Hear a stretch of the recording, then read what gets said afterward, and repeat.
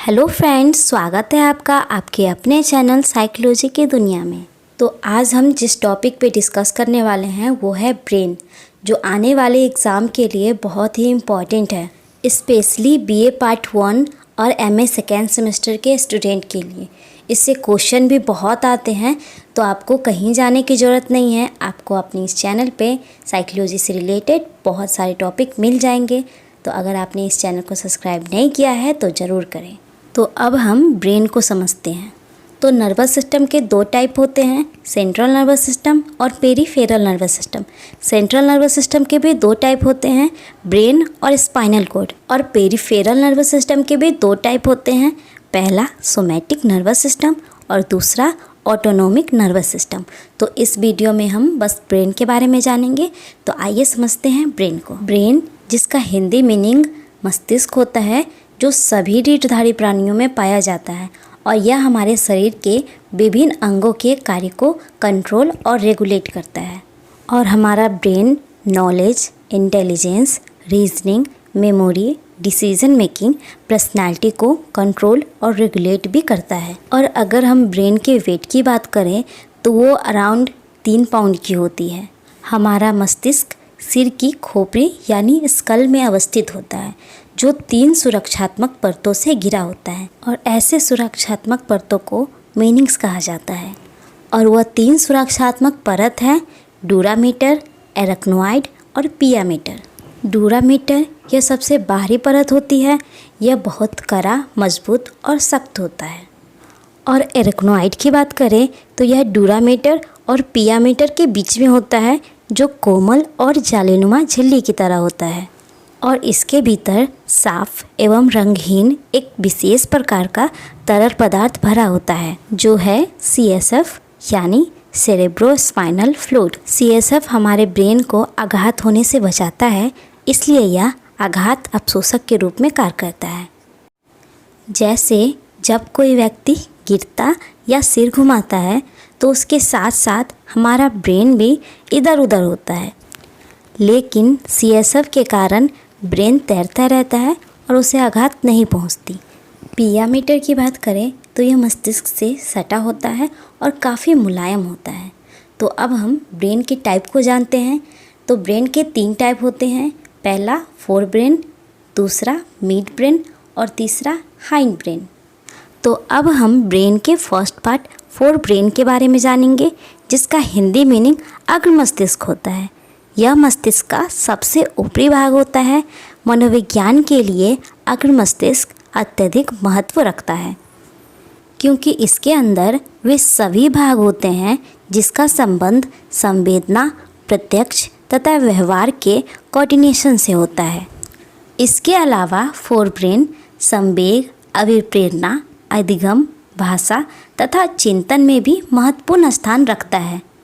Fore brain के 2 उपभाग हैं, पहला टेलेनसिफ्लॉन और दूसरा डायनसिफ्लॉन।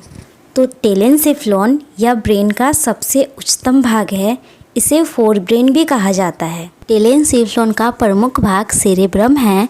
यह मस्तिष्क का सबसे बड़ा भाग होता है, जो एक विशेष दरार से लॉन्गिट्यूडनली डिवाइडेड होता है, जो है लेफ्ट हेमिस्फीयर और राइट हेमिस्फीयर।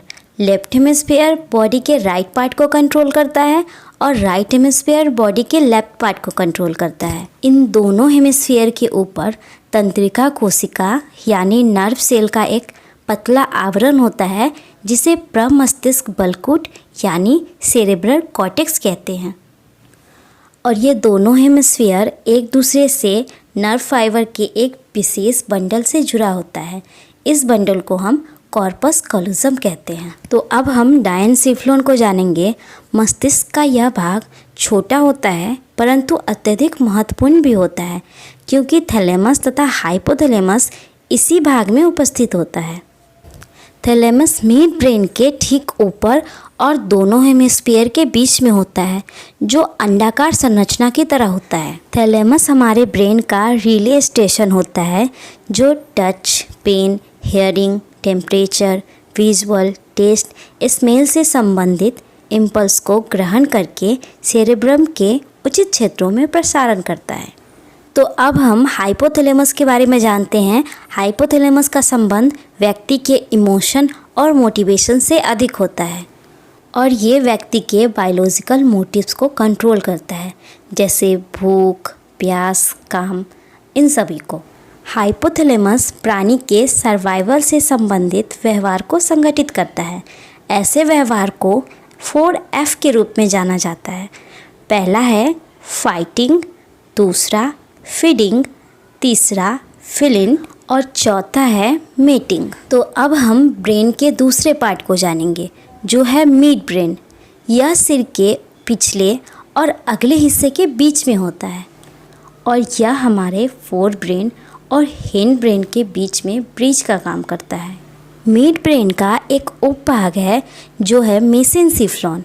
इसके अंतर्गत टेक्टम और टेगमेंटम आते हैं। टेक्टम देखने के लिए रिस्पॉन्सिबल होता है और टेगमेंटम सुनने के लिए। तो अब हम हाइंड ब्रेन को समझते हैं, जो ब्रेन का तीसरा पार्ट है। यह सिर के पिछले हिस्से में अवस्थित होता है। तो अब हम हाइंड ब्रेन के दो उपभाग के बारे में जानेंगे, जो है मेटेनसेफलॉन और माइलेनसेफलॉन। तो अब हम मेटेनसेफलॉन को समझते हैं। मेटेनसेफलॉन के अंतर्गत पोन्स और सेरेबेलम आता है। इन दोनों का संबंध हमारे शारीरिक गतिविधियों में संतुलन बनाए रखना होता है। इसमें क्षति होने से व्यक्ति अपनी शारीरिक गतिविधियों में पर्याप्त एवं उचित नियंत्रण नहीं रख पाता। तो अब हम पोन्स को समझते हैं, जिसका हिंदी मीनिंग सेतु होता है और यह मेडुला के ऊपर होता है। इसमें विभिन्न प्रकार के सेंसरी न्यूरॉन और मोटर न्यूरॉन पाए जाते हैं। पोन्स हमारे फेशियल एक्सप्रेशन और मसल्स एक्टिविटी को संचालित करता है। तो अब हम सेरेबेलम को समझते हैं, जो हाइंड ब्रेन के पीछे होता है और इसकी संरचना काफ़ी जटिल होती है। ऐसा देखा गया है कि लघु मस्तिष्क में क्षति होने पे व्यक्ति किसी क्रिया को कर तो पाता है, लेकिन उसको समान ढंग से कोऑर्डिनेट नहीं कर पाता। जैसे ऐसे व्यक्ति चल तो सकते हैं, परंतु चलते समय उसके पैर लड़खड़ाते और डगमगाते नजर आते हैं। तो अब हम माइलेनसेफलॉन को समझते हैं। माइलेनसेफलॉन के अंतर्गत मेडुला आता है, जो स्पाइनल कॉर्ड और ब्रेन के हायर पार्ट को जोड़ता है। मेडुला हमारे श्वसन क्रिया, हृदय गति, श्वसन, रक्तचाप और निगलने जैसे कार्यों को रेगुलेट और कंट्रोल करता है। सो आई होप आप सब अच्छे से समझ गए होंगे ब्रेन क्या है, ब्रेन के पार्ट और उसके फंक्शन।